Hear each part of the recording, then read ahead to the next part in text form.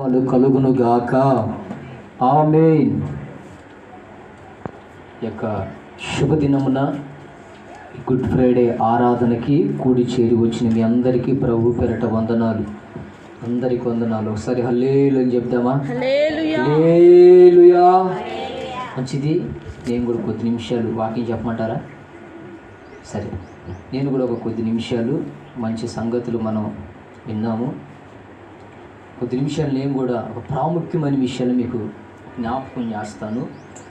ఈరోజు ఎటువంటి వ్యక్తి అయినా సరే గత 4 కన్నీటి బొట్లు రాలుస్తారు. మనం వేడవలసింది దేనికి అని అంటే, అయ్యో యేసయ్య చనిపోయాడే అని వేడవకూడదు. అర్థమవుతుందా? నా వల్ల చనిపోయాడే అని మనం వేడవాలి. అర్థమైందా మీకు? యేసయ్య చనిపోయాడే అని వేడకూడదు. నా కోసం ఆయన చనిపోయాడని చెప్పేసి వేడవాలి.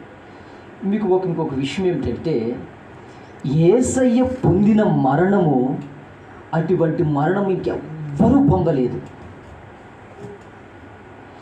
యేసయ్యకి సంభవించిన మరణం ఈ భూమి మీద ఇంకెవ్వరు అటువంటి మరణమే పొందలేదు. ఇక అటువంటి వేదనకరమైన మరణాన్ని యేసయ్య పొందాడు.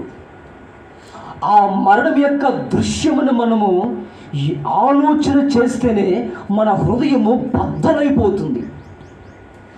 ఆ శిలువ ధ్యానము చేస్తేనే బుర్ర బద్దలైపోతుంది. అటువంటి వేదన, అటువంటి మరణ స్థితి యేసయ్యకి కలిగింది.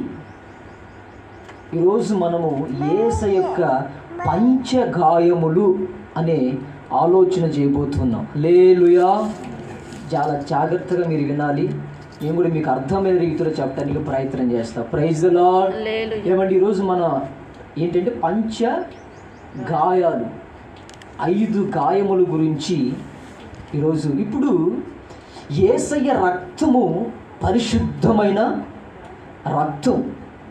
ఆయన రక్తము ద్వారా ఒక వ్యక్తికి ఏం కలుగుతుందంటే పాపము నుంచి విడుదల కలుగుతుంది. ఆయన రక్తము ద్వారా ఒక మనిషికి స్వస్థత కలుగుతుంది. ఆయన రక్తము ద్వారా ఒక వ్యక్తికి ఆరోగ్యము కలుగుతుంది, విడుదల కలుగుతుంది. అటువంటి సందర్భంలో యేసయ్య ఎందుకు అంత మరణం పొందవలసి వచ్చింది? ఇప్పుడు ఆయన రక్తం పరిశుద్ధమైన రక్తం, పాపం నుంచి విడుదల కలుగుతుంది కనుక ఇప్పుడు ఆయన రక్తం జస్ట్ ఏమిటంటే ఒక చిటికెన వేలు నరికి రక్తం అంతా చిటికెన వేలు ఒక చెయ్యి